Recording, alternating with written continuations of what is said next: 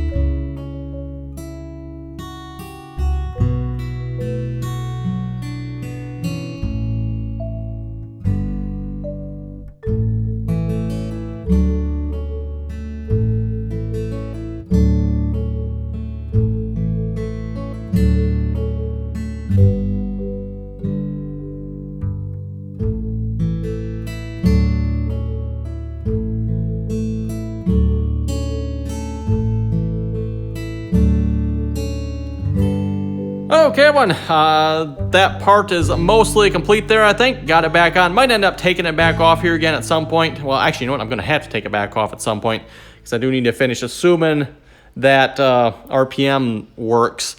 I got to finish crimping that all the way around the outside edge yet. I got to finish doing that yet. So, like I said, I did not, well, you know what? I didn't actually hook that up either. I just realized that. Got to do that too. But assuming it works, I'll take it back off, crimp it up. If it doesn't work, we might have to take that back off anyway and, well, tweak it some more. See if I get that RPM to be right. I think everyone, we fixed the hour gauge, but in the process, we might have messed up the RPMs, unfortunately. Anyway, moving on to the fuel here. Let's see once where the fuel level is at and see if we are safe in...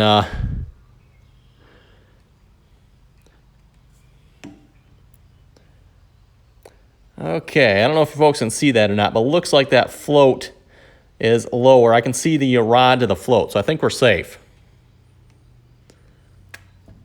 Like I said, I don't know if I can get you folks a real good shot, but it looks like that rod is going down into the fuel, and I can see it's above the fuel there. So I think we're safe in changing this. Okay, everyone, this doesn't look too hard to change here, I don't think. We'll take the wire off here for starters. Get that out of the way. And it looks like just, what is there, 5 screws here that hold that on. And like I said, hopefully that fuel level is indeed below. This looks like it is, so...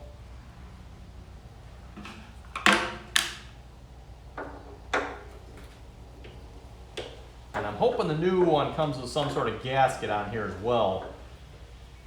I'm sure this gasket that's on here is not going to be any good after this.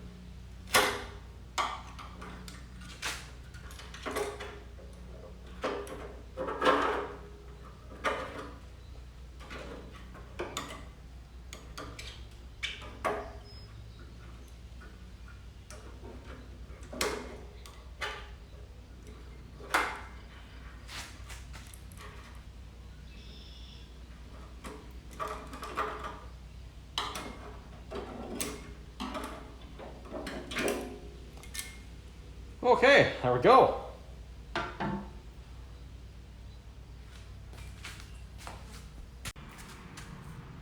Okay, let's see what the new one looks like here. Oh, look at that. Equipment catalogs. They know exactly what we need. Perfect packing material. Yeah, combines. Ooh, tractors. There we go. Yep, right color. Let's see, a John Deere 4440 55, 48,000. Wow. A 4755, 4450, 4650, 4040.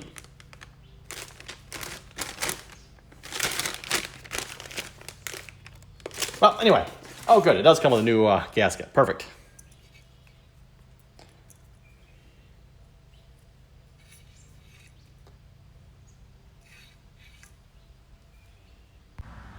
Well, everyone, not much to it. It goes up and it goes down. Let's put it in.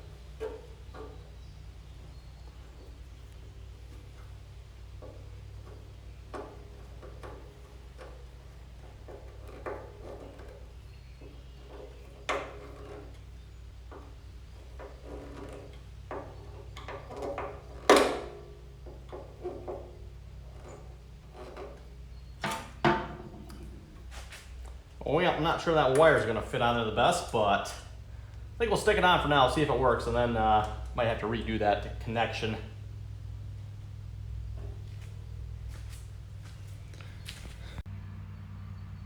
Okay, one moment of truth. Let's see what's if we. I'm assuming this only works if the key is on. So let's turn the key on here, and well, the lights came on. I'm going to say that fuel gauge didn't move at all. Okay. All right, fuel gauge didn't move at all. So either our diagnosis was incorrect, we got a wiring problem, or the gauge doesn't work. Could very well be. Wouldn't surprise me from the looks of that gauge. And, you know, maybe given the fact, too, that possibly it hasn't worked in a really long time, maybe the gauge doesn't work now, too. So, okay, more troubleshooting, everyone. Apparently, we're going to have to do some more troubleshooting because that could be the tank is empty, too, but I don't think it's quite that low. Let me fish a wire, and then we're going to raise it up here a little bit, and we'll see if that does the trick or not.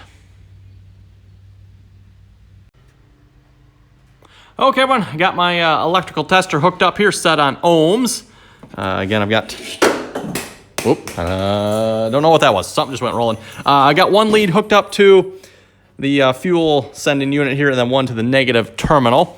And we're reading 3.7. Got a wire fished down in the tank. Now, mind you, I could just take this back off and test it that way too, but we got it in use position, right? So if we raise that up, yeah, notice everyone, it is changing. The last one was not doing that. So I'm pretty sure we're right in our diagnosis here that the original fuel sending unit was not working, because this one's changing, which is what I would expect. And that's all the way full. Looks like it's reading about 20, 23. And then, well, see if I can get it off here a minute. Yep, I think we got it off. Looks like we're reading 3.6 empty, or 3.6 at the current level, I should say. Okay, everyone, just hooked my tester up to the wire that goes to the gauge here, and I'm just assuming it's the orange wire here. There's an orange and a black one on here, but it's an orange wire over here, so just assuming, you know, the orange wire up here. Got my tester hooked into it there, and we're reading, it was reading, what, 4.55 there, so that's a slightly different reading than we were getting over here, so let me hook it back up over here once. No reading? What? Really? Come on now, there should be a reading there. What did I do wrong? There should be a reading there, right?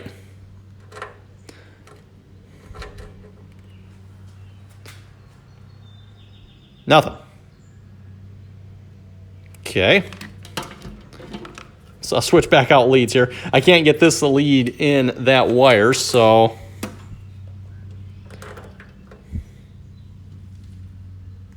Okay, now we got a reading again.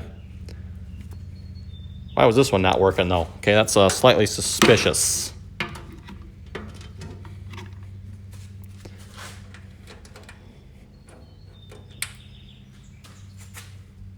Oh, there we go. Okay, don't know what I had wrong there. Okay, this interesting with this wire, it's reading higher. That is kind of interesting. But at the very least, we seem to be getting the same reading there as we are up here. So to me, everyone, that means the wire is probably good. We got a bad gauge. Okay, new fuel gauge. We'll get that on order. Oh well. Well, everyone, on that note, I think we're going to wrap it up here. We're making progress slowly but surely here. Like I said, I'm going to order another fuel gauge there, and hopefully that'll fix the problem there, because at this point, everyone, I can only assume it's got to be something wrong with the fuel gauge, because yeah, still not working, and it definitely looks like our fuel sending unit is working now. So at this point, there's only, I think, one thing left. At least hopefully there's only one thing left. I guess there's a second wire that goes to this gauge, isn't there? I wonder what that wire is for. It's interesting. It also comes from that. That's got to be negative, I would assume. Although, why would it need negative? That seems kind of odd to me. Not entirely sure why it would need negative, because when I put this gauge in, everyone, if you remember correctly, this is the oil pressure gauge, by the way. It had a negative wire coming off of it. I ended up snipping that wire off because apparently this panel, which would make sense, it is grounded, and it does not need the negative wire to be connected to it, because I noticed if you turn the lights on here, and we hit the lights, I don't know if you can see it there, but you can see the light is on in the gauge. So we don't need the negative connection on that one. So I'm not sure why you need the negative connection on that gauge then. Don't know. Anyway, well, actually, you know what? No, it'd have to be a positive connection, right? Yes, okay, that makes sense. This has to be positive because the orange one coming in, I believe, is actually negative now that I think about it. Okay, that makes sense. Never mind, everyone. Right, it needs to be positive because what's on the tank, I believe, is negative readings. So, right, okay. Anyway, everyone, like I said, that's going to do it for now. Comments or questions, be sure to leave them. And as always, thanks for watching, and until next time.